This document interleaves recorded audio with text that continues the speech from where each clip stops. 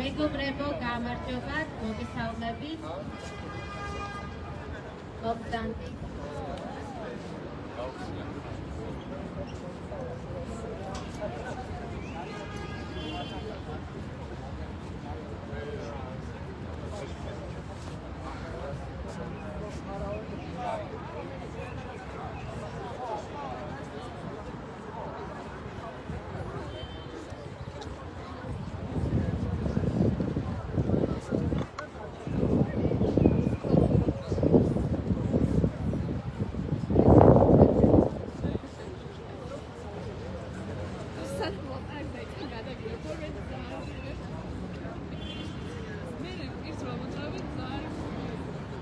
მეგობრებო, მოგესალმებით ყველას. ოპტანტი. დავიწყოთ შეხვედრა.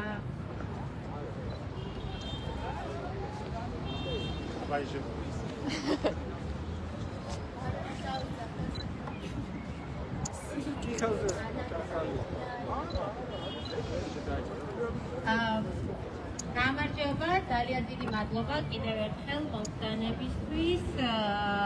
როგორც ყოველთვის, სამშაბათობით 3 საათზე ვისაუბრებ უმაღლეს განათლებაში მიმდინარე პროცესებზე.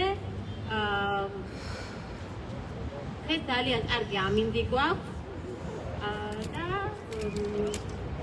მოვუწოდებთ უნივერსიტეტის ბაღში მყოფ სტუდენტებს და საზოგადოებას, რომ ასევე შემოგვიერთდნენ, იმიტომ რომ საინტერესო საკითხებზე ვისაუბრებ. ეს რადგან ძალიან ცოტა ხნის წინ, რამდენიმე დღის წინ გამოქვეყნდა აბიტურიენტთა რეგისტრაციის ცნობარი გამოცდების ეროვნულმა ცენტრმა დამოაქვეყნეს. დღეს ზუსტად გვინდათ ვისაუბროთ წელს მიმდინარე ეროვნულ გამოცდებზე, იმაზე თუ რა ცვლილებები პირობებში მოუწევთ აბიტურიენტებს წელს გამოცდების ჩაბარება, რა პრობლემებია, რა გამოწვევებია და არაერთი გამოწვევა არის ამასთან დაკავშირებით. თავდაპირველად მინდა აღვნიშნო, რომ ისევე როგორც მთელი ეს რეფორმის თუ დეფორმის პროცესი, ეს აბიტურიენტების ცნობარის გამოქვეყნებას ესე დაუგეგმავად, გაუაზრებლად მოხდა. ჯერ ერთი ის, რომ ძალიან დაგვიანდა, გასულ წლებთან შედარებით ბევრად ამ ცნობარის გამოქვეყნება. აბიტურიენტები ზოგადად ნოემბრიდან მოყოლებული არიან დიდ დაბნეულობაში, იმიტომ რომ არ იციან სად რომელ უნივერსიტეტში რა ფაკულტეტი რჩება, სად იქნება მიღება, სად არ იქნება მიღება. და ახლაც კი, როცა გამოაქვეყნეს ეს ცნობარი ასე დაგვიანებით, ძალიან ბევრი რამე არის გაურკვეველი, მაგალითად ცნობარში არ არის მითითებული რომელი სპეციალობა რამდენ წლიანია. აი მაგალითად აბიტურიენტი თქვათ აბარებს ფიზიკის ფაკულტეტზე ან ისტორიის ფაკულტეტის მიმართულებით სხვადასხვა უნივერსიტეტში და შეიძლება არ იცოდეს რამდენი წელი მოუწევს ამათივე მიმართულების სწავლა. ესეთი უცნაური ამბები ხდება. მოკლედ ისევე როგორც მთელი ეს პროცესი, ეს არის ძალიან დაუგეგმავი, გაუაზრებელი და მეც არ ვიცით თქვათ რა პრობლემებს აწყდებიან აბიტურიენტების აგნების სპეციალობის არჩევის დროსაც და მერე მაშინაც კი როცა გამოცდები ჩატარდება. არის რამდენიმე კონკრეტული საკითხი, რაც გამოიკვეთა ძალიან ესეთი მწვავე. იმაზე არაერთხელ ვისაუბრეთ უკვე მაგალითად იმაზე, რომ ზოგიერთი უნივერსიტეტის შემთხვევაში მისაღები ადგილების რაოდენობა არის მკვეთრად შემცირებული და განსაკუთრებით ეს რა თქმა უნდა ილიაუნის შემთხვევაში ძალიან ნათლად ჩანს, მაგრამ ასევე არის ესეთი პარადოქსული შემთხვევები გვაქვს, როდესაც თავიანთ თვითონ ის პრინციპები, რომლებიც ვითომ საფუძვლად უდევს ამ რეფორმას, აი არც ერთი პრინციპი არ არის დაცული რეალურად, არც ერთი ქალაქი, ერთი ფაკულტეტი არ არის დაცული ძალიან ბევრ შემთხვევაში, ძალიან ბევრი გადაწყვეტილება, რაც მიიღეს, მერე გააუქმეს, მერე შეცვალეს და ასე შემდეგ, მოკლედ არათანმიმდევრულობა არის ესეთი განსაზღვრელი, არათანმიმდევრულობა და დაუსაფუთებლობა არის მთელი ამ რეფორმის განსაზღვრელი მახასიათებელი. მაგრამ ასევე არის ახალი საკითხები, რომელიც წამოიჭრა და რომელიც ეხლა გამოჩნდა და რაც შეიძლება ძალიან პრობლემური იყოს ჩვენი აბიტურიენტებისთვის, მაგრამ ერთ-ერთი ასეთი პრობლემური საკითხი არის არა ქართულენოვანი საქართველოს მოქალაქეებისთვის, აბიტურიენტებისთვის 3+1 პროგრამასთან დაკავშირებული პრობლემები და ამასთან დაკავშირებით მინდა ვთხოვო ჩვენს სტუმარს ქალბატონ თეატრიშვილს ილიაუნის 3+1 პროგრამიდან, რომ ისაუბროს რა პრობლემები და გამოწვევები წინაშე დადგა ეს პროგრამა ზოგადად და კონკრეტულად ილიაუნის შემთხვევაში და კონკრეტულად სტუდენტები რა პრობლემების წინაშე დგანან. დიდი მადლობა. მადლობა ყველა აქ მყოფ თითოეულად მყოფ ადამიანს, მადლობა იმ ერთგულებისთვის, რასაც ინარჩუნებთ ამდენი ხნის განმავლობაში და აშუქებთ განსაკუთრებით განათლებასთან დაკავშირებულ მოვლენებს ამ ყოველ სამშაბათს. მე გახლავართ თეატრიშვილი და მაქვს პატივი, რომ წარმოვადგენდე ილიას უნივერსიტეტს ამ შემთხვევაში კერძოდ ქართული ენისა და ინტეგრაციის პროგრამას. ძალიან მოკლედ ამ პროგრამის ისტორიას გეტყვით, ორიოდე სიტყვით. ეს 3+1 პროგრამა ილიას უნივერსიტეტში 2010 წლიდან ხორციელდება. მე თავად 2013-დან უკვე ვარ ჩართული და ვმუშაობ დღემდე.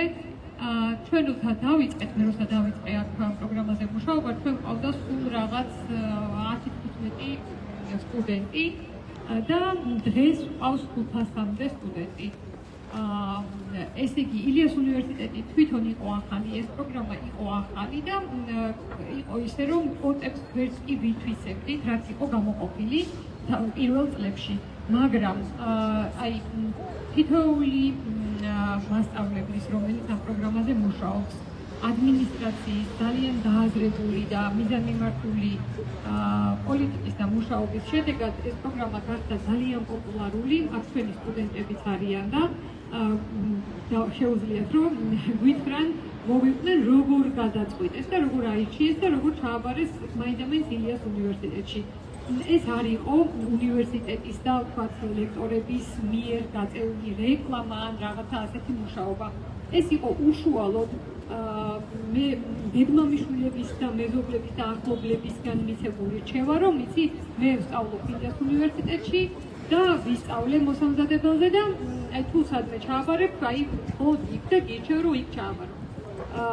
ასე მოდიოდნენ ჩვენთან სტუდენტები და დღეს უკვე 500 სტუდენტი გვყავს.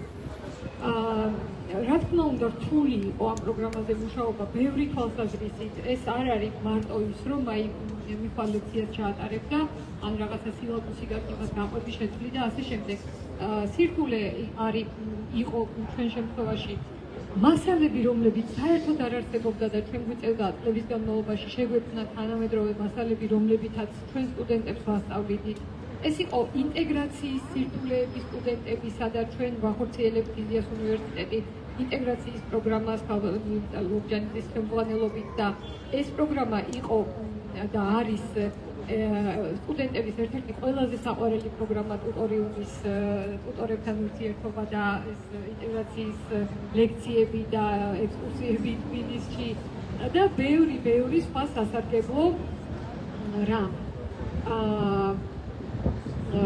ესე იგი, ეხლა დღეს რა ხდება, ყველამ ვიცით, ორი მთავარი პრობლემა. ერთი არის პირველი ის, რომ ყველა მიცის, რომ ადგილები 40 ადგილი გამოიყო 500-ից მერე და მაშინ, როდესაც სხვა უნივერსიტეტებს 900-700 ადგილი აქვს მოსამზადებელ კურსზე. მაგრამ საქმე ის არის, რა თქმა უნდა, ეს ყველაფერი უნდა ერთიან კონტექსტში განვიხილოთ. ხო, საქმე ის არის, რომ ალბათ ეს 40 სტუდენტი აღარ მოვა, იმიტომ რომ მერე სად უნდა გააგრძელოს სწავლა, ანუ რა ფაკულტეტი უნდა აირჩიოს მერე, როცა აღარ დარჩა აღარაფერი ილიას უნივერსიტეტში და ჩვენ პირდაპირ უნდა ვთქვათ, რომ არა მარტო მოსამზადებელი კურსი, არამედ უნივერსიტეტი გაიგზავნა ფაქტობრივად. მოსამზადებელ კურსზე სტუდენტები მოდიან, რა თქმა უნდა, იმიტომ რომ მოსამზადებელი კურსი მოსწონს ძალიან, მაგრამ თავარი ის არის, რომ მერე აგრძელებენ სწავლას მათთვის სასურველ მიმართულებაზე. რისი საშუალებაც უკვე აღარ აქვს წლევანდელ სტუდენტებს. აი, ვინც აქ არიან, ისინი ვინც წელს ჩააბარეს მოსამზადებელ ფაკულტეტზე, არიან სრულიად გაურკვევლობაში, იმიტომ რომ არ იციან სად უნდა გააგრძელონ სწავლა, ვიღაცას უნდა რა ვიცი სამართალი, ვიღაცას ბიზნესი და ასე შემდეგ. ეს ფაკულტეტები აღარ არსებობს და არსებობს ზოგადი მითითება, რომ ისინი გადავლენ სხვა უნივერსიტეტებში, მაგრამ როგორ გადავლენ, როდის გადავლენ, რა პროცედურები იქნება ამისთვის, მათთვის ცალკე დაიშვება ეს ადგილები, რომლებიც ამ ცნობარში არის გათვალისწინებული თუ არ არის, არ ვიცით. და ეს არის ამ წუთის პრობლემა, ყველაზე უფრო მწვავე, რომელზეც პასუხი არ აქვს, არც სტუდენტებს, არც ლექტორებს, რომ სტუდენტებს გავცეთ პასუხები და შემდეგი და ძალიან სავალალო არის ის, რომ მომავალი წლიდან საერთოდ აღარ გვეყოლებიან მსმენელები, სტუდენტები მოსამზადებელ კურსზე, მაშინ, როდესაც თვითონ ეს პროგრამა იყო ძალიან მნიშვნელოვანი სახელმწიფოსთვის, მე მყოლია სტუდენტები, რომლებიც მაგალითად აი გოგონა, რომელიც პირველი იყო, რომელიც საერთოდ წამოვიდა სასწავლებლად თბილისში ჯავახეთიდან და მისი სოფლიდან მანამდე ჯერ არავის არ ესწავლა უმაღლეს სასწავლებელში. ამ გოგონას მეორე წელს ძმა მოყვა, მერე მოყვნენ მეზობლები, კლასელები და აი მთელი თაობა ამ სოფლის, ასე ვთქვათ, ჩვენს თვალწინ გაიზარდა. და არაერთი ასეთი შემთხვევა ყოფილა. და ყველაზე მთავარი, რასაც ეს პროგრამა აკეთებდა, ეს არ იყო მარტო ენის სწავლა, ეს იყო ინტეგრაცია საუნივერსიტეტო საზოგადოებაში და თბილისში და ქართულ საზოგადოებაში ინტეგრაცია, რასაც მე არ ვიქნები თავმდაბალი და პირდაპირ ვიტყვი, რომ ძალიან კარგად ვართმევდით თავს და ვართმევთ თავს ჯერ კიდევ წელს.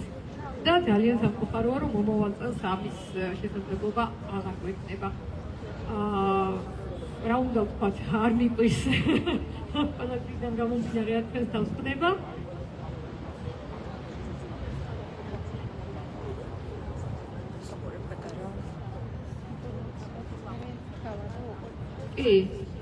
ხო, ალბათ ეს კითხვა არის, ვთქვათ, რატომ მაინც უნივერსიტეტში შემცირდა ასე კითხვით, ხო, რაოდენობა.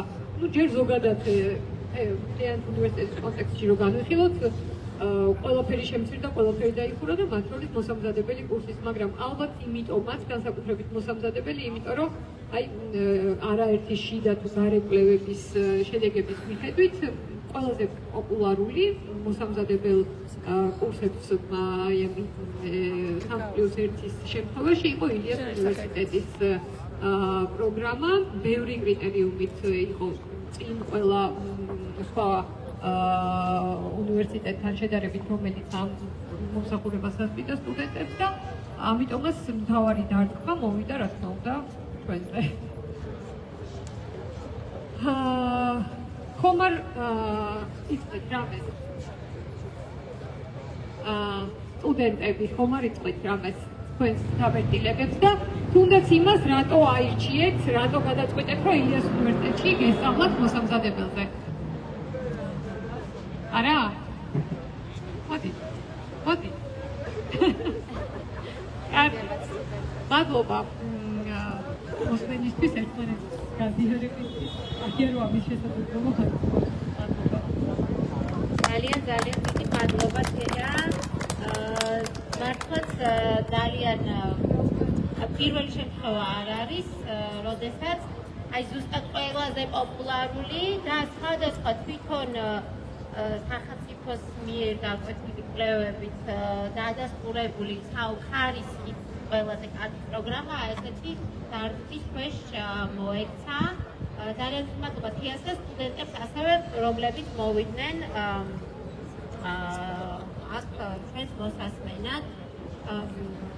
და რა თქმა უნდა ძალიან სამწუხაროა, რომ იმ სტუდენტებს, რომლებიც ახლა სწავლობენ, ესენი გაურკვევლობაში არიან ერთი მხრივ, მაგრამ მეორე მხრივ სხვაებს, რომლებსაც მომავალში შესაძლოა უნდოდათ ილიას უნივერსიტეტში ჩაბარება და მოსამზადებელ პროგრამაზე არ მიეცემათ ეს საშუალება ზუსტად იმ სტუდენტებს, რომელზეც ყველაზე მეტად უნდა ზრუნავდეს წესით სახელმწიფო მათ მომავალზე და მათ განათლებაზე. თუმცა, რა თქმა უნდა, თუ სტუდენტებს მოუნდათ ჩართვა ნებისმიერ დროს, შეგვიძლიათ ავხსნათ და მოგზავნით და მოგვართენეთ თქვენი საბეჭდილებები, თუნდაც მხოლოდ იმასთან დაკავშირებით რა გამოცდილება გაქვთ ილიას უნივერსიტეტში ამ პროგრამაზე სწავლისას, მაგრამ ასევე სხვა არაერთი პრობლემაც წარმოიშვა აბიტურიენტებისთვის, რა თქმა უნდა, ჯერ არის ალბათ ნახეთ, რომ კერძო უნივერსიტეტებმა, რიგმა კერძო უნივერსიტეტებმა გააძვირეს სწავლის საფასური იმის შესახებ, რომ არ არის გარკვეული თუ რამდენ წლიანი იქნება ამათ ფაკულტეტის სწავლა უკვე ვისაუბრა, მაგრამ ერთი ასევე მნიშვნელოვანი პრობლემა, რომელიც წარმოიშვა, არის ის, რომ ერთი ცვლილება ასევე, რაც ამ ცნობარში დავინახეთ, არის ის, რომ შარშანდელი წლისგან განსხვავებით წელს ყველა მიმართულებით არის მიღება კონკრეტულ ძალიან ვიწრო სპეციალობებზე. მაშინ, როდესაც წინაწლებში იყო მაგალითად ფართო ფაკულტეტზე, მაგალითად ჰუმანიტარულ ფაკულტეტზე მიღება და მერე სტუდენტებს შეეძლოთ არჩევა ვიწრო სპეციალობებით. ეს ძალიან მნიშვნელოვანი საკითხია სხვადასხვა თვალსაზრისით, როგორც უნივერსიტეტისთვის, ასევე თვითონ აბიტურიენტებისთვის და ეხლა ამ თემაზე სასაუბროდ მინდა ვთხოვო ბატონ ვანო წერეთელს, თავისი თბილისის სახელმწიფო უნივერსიტეტის პროფესორს, რომ ვითხრას ამის შესახებ რა პრობლემები ექნება თქვენს მიმართულებას კონკრეტულად ამ ახალი მიღების წესით და მერე უფრო რომ განვაზოგადოთ სხვა პრობლემებს რა შეიძლება რა პრობლემებს შეიძლება დადგეს და აბიტურიენტების რა გამოწვევების შესახებ. დიდი მადლობა, მოგესალმებით მეგობრებო. ასე უცნაურად თავი არასდროს მიგრძნია ამ ბოლო პერიოდში და აღიხსნით რატომ. ბოლო პერიოდში ხშირად მიწევს ტელევიზიით ადამიანებს აუხსნა რა პრობლემებია განათლების მიმართულებით. ბოლოს ისე გამოვიდა, რომ ექსპერტიც კი დამარხვეს, მიუხედავად იმისა, რომ ნამდვილად ამარ განათლების ექსპერტი. მაგრამ ჩემი უცნაურობა იმაშია, რომ წელს ჩემი შვილი არის აბიტურიენტი და როდესაც ჩემს ოჯახში ჩემს შვილს დაჭირდა რა როგორ უნდა გაგვეკეთებინა, სწორედ მაშინ აღარ ვიცი აღარაფერი. ამიტომ ეს ძალიან უცნაურია, მით უმეტეს ძალიან დამაბნეველია ის ტექსტი, რომელიც დაიდო, გულისხმობ ამ ჩამონათვალს, რომლის მიხედვითაც ადამიანებმა უნდა დაალაგონ თავისი შემდგომი ცხოვრება. აღმოჩნდა ისე, რომ ეს არათუ დაალაგება პირიქით, ვისაც გვეგონა განსაკუთრებით იმ ადამიანებს, რომ რაღაც წარმოდგენა ჰქონდა, მანამდე რა როგორ კეთდებოდა, ახლა ამ ტექსტმა საერთოდ დაგვაბნია, ამიტომ არჩევანის გაკეთება ძალიან გართულდა და ახლა ავხსნი როგორც მშობელი და არა როგორც ექსპერტი, იმას რა პრობლემების წინაშე დავდექით კონკრეტულად ჩემ შვილთან დაკავშირებით. ძალიან დიდი პრობლემა ჩარჩოულოს ასე ვთქვათ შემოვფარგლოთ. რა თქმა უნდა პირდაპირ კავშირშია ეგრეთ წოდებულ რეფორმასთან, რომელსაც ჩვენ დეფორმას ვუწოდებთ და სწორედ აი ამას ავხსნი რატომ არის დეფორმა. მთავარი წერტილები არის აი ეს კომბინაცია, რაც კონტექსტს ქმნის, რას გულისხმობ. ერთის მხრივ ერთი ქალაქი, ერთი ფაკულტეტი, ხოლო მეორეს მხრივ კი საგრანტო სისტემის გაუქმება. აი ამ ჩარჩომ განაპირობა ის, რომ ვერ გავიგეთ რა უნდა გავაკეთოთ, ანუ რას ნიშნავს. ამ ყველაფერმა შეზღუდა ორი რამ, ჩემ შვილს უნდა ვეტერინარია.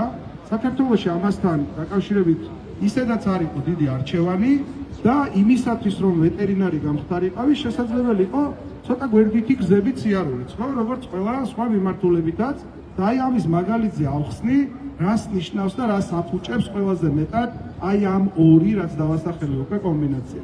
ნახეთ, იმისათვის რატო ვამბობ, ნახეთ, თუ კი გინდა რომ კარგი ვეტერინარი გამოხვიდე, რაღაც რეკლამაში არ მინდა ჩამეთვალოს, ამიტომ ერთი კონკრეტული ადგილია, სადაც შენ შეგიძლია საქართველოს აგრარული უნივერსიტეტი და იქ არის კარგად მოწყობილი ის ყველაფერი, სადაც შენ საქართველოს პირობებზე საკმაოდ კარგ განათლებას მიიღებ. თუ შენ აქ ვერ მოხვდი, ალტერნატივა არის ან უკვე საქართველოს ტექნიკური უნივერსიტეტი, ან თბილისში სხვა ალტერნატივა აღარ რჩება, უნდა წახვიდე ახალციხეში, ერთადერთი რაც ვნახე ეს არის, შესაძლებელია სხვაგან კიდევ არის, მაგრამ არ ვიცი, მაგრამ ამის თავი დავანებო. თუ კი შენ აქ არ მოხდით, ძველი წესების მიხედვით შეგეძლო რომ მაგალითად აგერჩია საბუნებისმეტყველო ფაკულტეტი ნებისმიერ თბილისის უნივერსიტეტში, იქნებოდა ეს ილიანოვი, სადაც სრულად გაანადგურეს ეს მიმართულებები, რაც ყველაზე უფრო მნიშვნელოვანია დანაკლისი ამ თვალსაზრისით, ან თუნდაც იგივე უნივერსიტეტში ჩაგებარებინა საბუნებისმეტყველო მიმართულები და შემდგომ შიდა მობილობის საშუალებით გადასულიყავით და საბოლოო ჯამში მისულიყავ იქ, სადამდეც გინდოდა რომ მისულიყავ. ეს გზა ყველაფერი არის მოჭრილი. აი აქ ხავ საუბრობდით ჩვენ რომ მე დასკვნები კი ვერ გავაკეთე, არამედ კითხვები უფრო გამიჩნდა და ვინც მართლა არის განათლების ექსპერტი, ზუსტად იმ ადამიანებს მინდა ვკითხო, არის თუ არა ახლანდელი გადაწყვეტილება ის, რომ ფაკულტეტში შიგნით მობილობა გაუქმდა, მაგრამ არ გაუქმდა უნივერსიტეტებს შორის, რაც არის თავისთავად ნონსენსი. ხო, როგორ შეიძლება უნივერსიტეტებს შორის არსებობდეს მიმოსვლის შესაძლებლობა, ხოლო ფაკულტეტში შიგნით კი არა. ამ კითხვას რატომ ვსვამნახეთ? ახლა წელს პირველად სტუდენტებს მოუწევთ, უბრალოდ აბიტურიენტებს მოუწევთ ვალდებული ვეღარ აირჩევენ ფაკულტეტებს.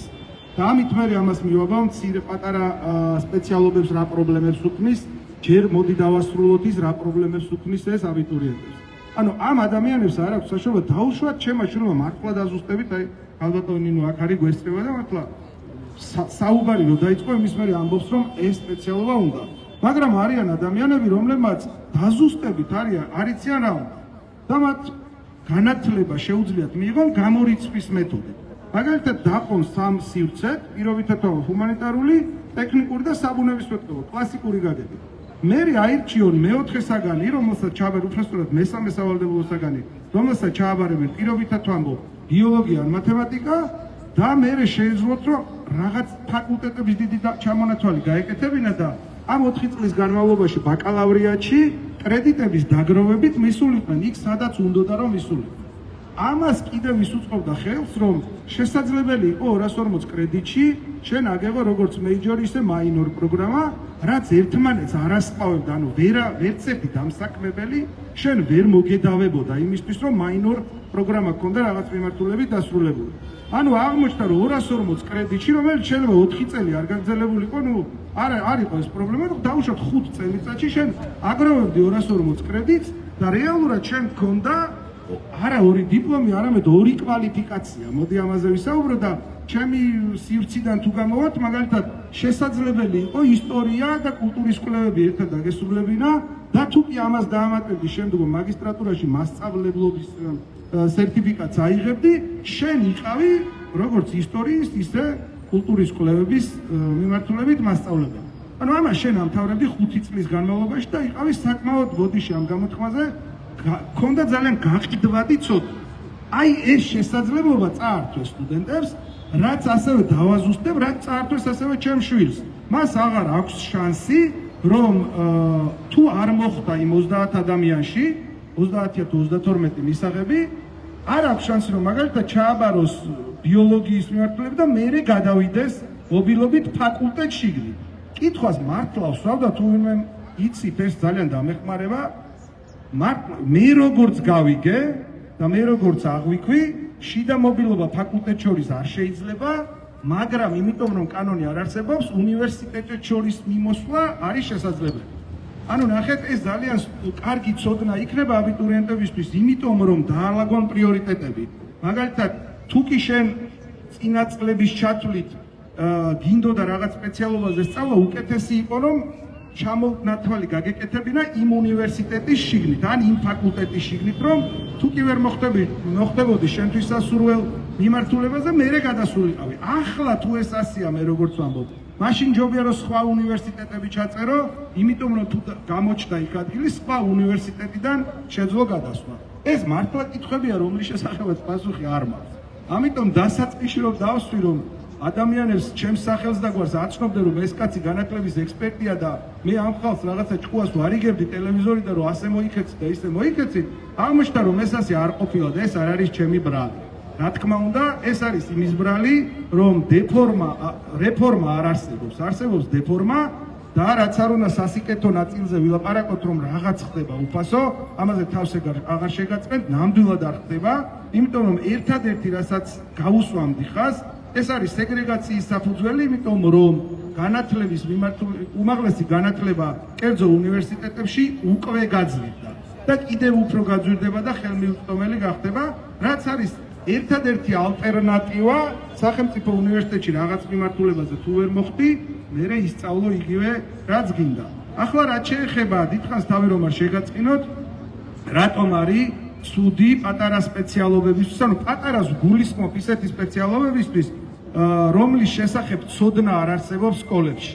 ასეთი არის კულტურის კვლევები, რომელსაც მეწარმოა ქალბატონ ნინო აქ არის ხელმძღვანელი, ესეთია, რომელიც არის ერთადერთი სხვათა შორის საქართველოში და ამ სპეციალობის შესახებ ცოდნა რა თქმა უნდა არ არსებობს, იმიტომ რომ იყო შანსი რომ ეს ასე არ ყოფილიყო, არსებობდა საგანი სკოლაში, არჩევითი საგანი სოფლიო კულტურა, რომლის საფუძველზეც გარდა ცოდნისა ეს ადამიანები ეცნობოდნენ, რომ ჰუმანიტარული დარგი არ არის მხოლოდ შემოსაზღვრული იმ წესებით, როგორც საბჭოთა პერიოდში იყო რაღაც დაშტამი ისტორიკოსი, რაღაც სხვა ცოდნებიც არსებობს, როგორც არის მაგალითად ნუმიზმატიკა, ან ასე შემდეგ. ისეთი, რომელიც შეიძლება ან მომიჯნავია, ან შედის ამ სპეციალ. ასეთი გაქრება.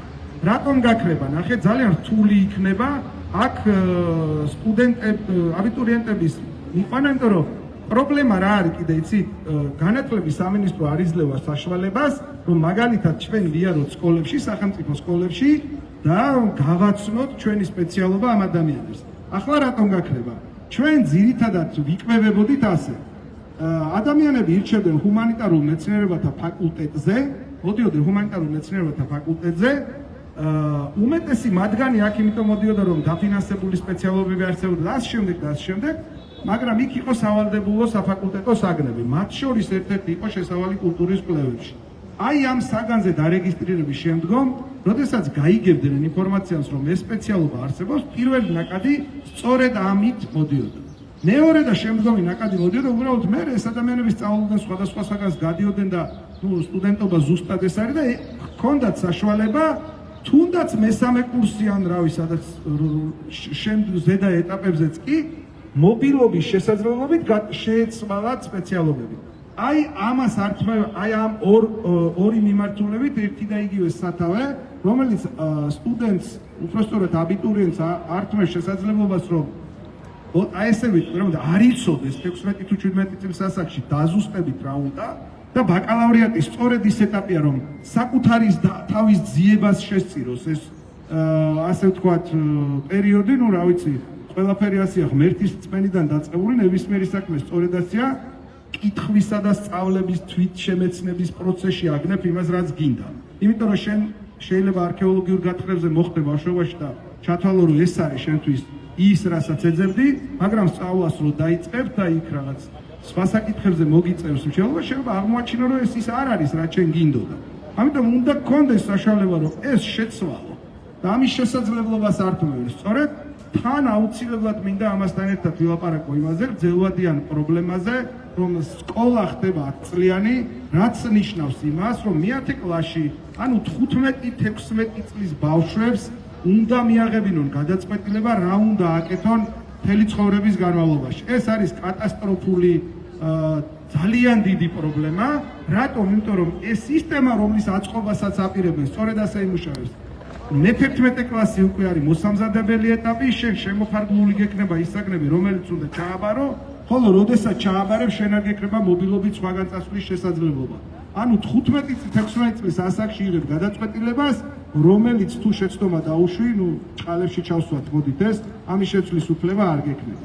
ამიტომაც არის ეს დეფორმა, ამიტომაც მიუხედავად იმისა, რომ შესაძლებელია გარკვეული სიკეთეები დაუშვათ დავინახოთ ან დაინახონ ეგრეთ წოდებულ უფასო სწავლებაში, იმიტომ რაოდენობრივი თვალსაზრისით დაუშვათ უფრო მეტი ადამიანი თითქოს დაფინანსდება, მაგრამ ეს ასე არ არის და შემდგომში მე ამაზე შეიძლება საუბარი.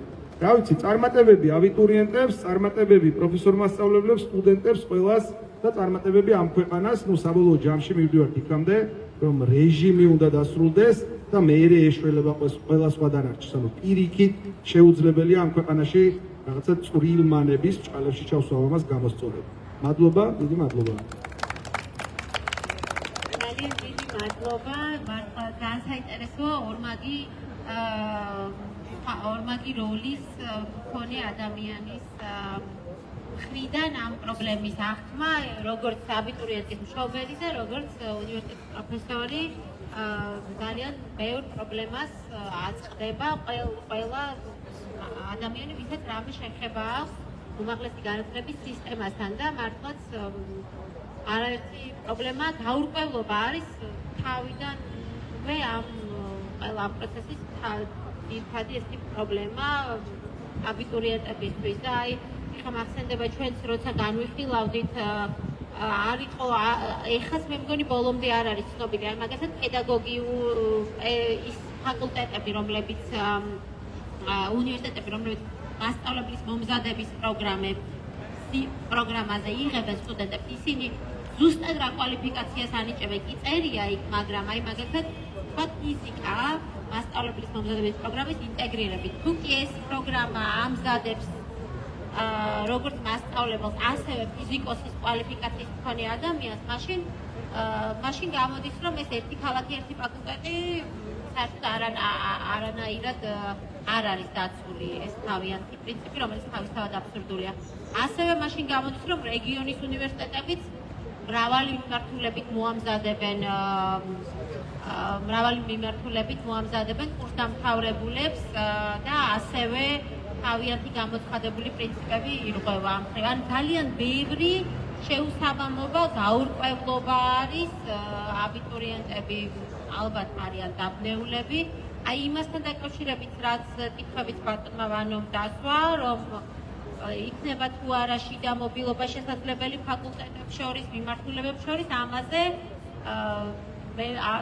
მე პირადად არ მაქვს პასუხი, თუ კი ვინმეს პასუხი აქვს, ან თუ კი ვინმეს რამე მოსაზრებები აქვს ამასთან დაკავშირებით, დიდი სიამოვნებით მოვუსმენთ და ან რა შეიძლება მოხდეს ამასთან დაკავშირებით, იქნებ ვინმეს უნდოდეს აზრის გამოთქმა. ნადია ეს დავამატებ აქ ბევრი იქვა, რომ რაღაცნაირად როდესაც ვაბარებ უნივერსიტეტში, ვაბარებ იმიტომ, რომ ვიღაცის რეკომენდაცია მოვისმინეთ და ეს ძალიან მნიშვნელოვანი ფაქტორი არის. არ გვაინტერესებს არა მარტო მიმართულება და პროგრამა, არამედ ისინი ვინც დახვდებიან. და თითქოს გვარი არ შეიცვალა მინიმალურად. რაკულად იყო გამსვლელი იმდენია, მაგრამ ანაგადად 300 ფაკულტეტზე თუ 3 უნივერსიტეტი იღებდა და ეს საჯარო უნივერსიტეტი და ეს უნივერსიტეტები ერთმანეთს რაღაცნაირად სხვადასხვა რაკურსით და სხვადასხვა განათლებას ახლა ასეთი შედარებით უპირატესობებით მოშლილია და გარდა ამისა, რო შეხედოთ თუ აქამდე სახელმწიფო უნივერსიტეტში მაგალითად 800-მდე სტუდენტი ხდებოდა სამართლის ფაკულტეტზე, მაგალითად ახლა ეს ასწია 1300-მდე ვარდები და თუ იმას შევხედავთ, რომ ამ რაოდენობა იზრდება, ის ადამიანები, ვინც სტუდენტებს მანამდე დებოდნენ, ვერ გაუმკლავდებიან ამ ხელა მოწყობის სტუდენტებისაც. ამიტომ გამოდის, რომ ან ის ადამიანები, ვის გამოც პროგრამა იყოს მნიშვნელოვანი და საინტერესო სტუდენტებისთვის, არ დახვდებიან სტუდენტებს, ან თუ დახვდებიან, ამ შემთხვევაში ეს ადამიანები ისეთი ხარისხის განათლებას ვერ მიაწვდიან, იმიტომ რომ ამ სტუდენტებს ეს ხო არ არის რაღაცა უბრალოდ რაოდენობა, რომელიც 200 სტუდენტი შეხელს გადის და არაფერი სხვა არანაირი ურთიერთობა არ აქვს. ძალიან მნიშვნელოვანია სოციალური ურთიერთობები, აკადემიური ურთიერთობები შენს პროფესორთან და ამიტომ ესეც რაღაცნაირად ძალიან დიდი რისკი არის და არ უნდა ჩავთვალოთ, რომ ახლა პროგრამა არსებობს და რომელიმე უნივერსიტეტმა ეს პროგრამა შეინარჩუნა, ხარისხს არაფერი არ ეს ძალიან გასათვალისწინებელი ფაქტია. ნამდვილად განსაკუთრებით აი სამართალი ახსენათია, ასევე ბიზნესის ფაკულტეტი მაგალითად თბილისის სახელმწიფო უნივერსიტეტში რომელსაც მიიღება დაორმაგებულია და მართლა ამ რაოდენობის სტუდენტები მიიღეს, მერე ხარისხთან დაკავშირებითაც წარმოიქმნება პრობლემები. ასევე მინდა ვთქვა, რომ გავიხსენო ჩვენი პროფესორ მასწავლებლების მკვლევარების ჯგუფმა იანვარში გავგზავნეთ განათლების სამინისტროში შეკითხვების მთელი სერია, რომელზეც ჯერჯერობით ისევ არ მიგვიღია პასუხი და ასევე მინდა შემოგთავაზოთ, ვისაც აი მაგათად ესეთ შეკითხვები გვაქვს, როგორიც ვანომ დასვა, თქვათ იქნება თუ არა შესაძლებელი შიდა მობილობა ფაკულტეტიდან ფაკულტეტზე როგორ მოხდება გადასვლა, ან ესა თუ ამა თუ იმ პროგრამაში რა კვალიფიკაციას გასცემს უნივერსიტეტი, რამდენ კრედიტიანი იქნება ეს კონკრეტული პროგრამა და ასე შემდეგ. მე მგონი, კარგი იქნება თუ კი ამ კითხვებით მივმართავთ განათლების სამინისტროს ოფიციალურად წერილები. ვიცით, რომ ძალიან ალბათ ისევე როგორც ჩვენ შემთხვევაში გააგვიანებენ პასუხს, ან საერთოდ არ გაგვცემენ, მაგრამ მე მგონი მაინც კარგი იქნება, რომ ეს კითხვები ოფიციალური სახით არსებობდეს, იმიტომ რომ რაც ეს პროცესი დაიწყო, იმის მერე გვაქვს გაცილებით მეტი კითხვა, ვიდრე პასუხი და ყოველი ახალი გადაწყვეტილების, კანონში ცვლილების, დადგენილების გამოქვეყნებას მოყვება იმაზე მეტი კითხვა, ვიდრე მანამდე გქონდა. აი, ძალიან ხშირად ჩემს კოლეგებთან, მეგობრებთან განვიხილავთ იმაზე, რომ რაღაცას დავაანალიზებთ, გამოვთვლით, დავწერთ, მეორე დღეს შეიძლება გადაწყვეტილება ისეთნაირად, რომ მთლიანად ამან არის თავდაყიდა ამოვაყირავთ. მერე ისევ და ასე დაუსრულებლად გადაწყვეტილებები გამოდის, ითვლება, იმაზე არ ვაქვს ლაპარაკი, რომ ყველა ეს თავისთავად, ყველა ეს გადაწყვეტილება თავიდან მოყოლებული არის აუსაფრთხებელი, არარაციონალური და არანაირად არ არის ორიენტირებული ხარისხის გაუმჯობესებაზე. და ერთი კიდე მინდოდა მე თქვა, რომ ასევე არის ძალიან დიდი პრობლემა და ამაზე შეიძლება კიდევ ერთხელ ცალკე ვისაუბროთ. მე მგონი მახსენა საგრანტო იმის გაუქმება სისტემის, მაგრამ უნივერსიტეტებმა ჯერ კიდევ არ იციან რა ტიპის დაფინანსება ექნებათ და როგორი იქნება ახალი დაფინანსების მოდელი, თუ ძველი შენარჩუნდება, თუ ახალი იქნება და როგორი იქნება. კიდევ ვინმეს ხომ არ უნდა მოსაზრების გამოთქმა ამ თემებთან დაკავშირებით, ან სამსხვილ პროგრამასთან დაკავშირებით, ან ეროვნულ გამოცემებთან დაკავშირებით ზოგადად.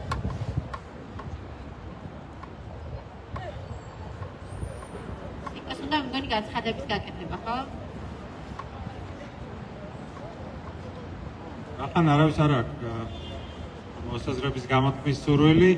უბრალოდ ვიტყვი, რომ შემდეგ სამშაბათს არ იქნება ეს აქცია, მაგრამ იქნება დიდი აქცია, იმიტომ რომ არის 14 აპრილი, ქართული ენის დღე და ამ ეზოში შევიკრიბებით უკვე სტუდენტებთან, პროფესორებთან, უფრო ფართო საზოგადოებასთან ერთად.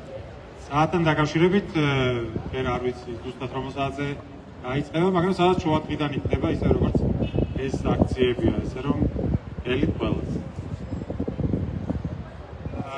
კიდე ვისაც გაინტერესებთ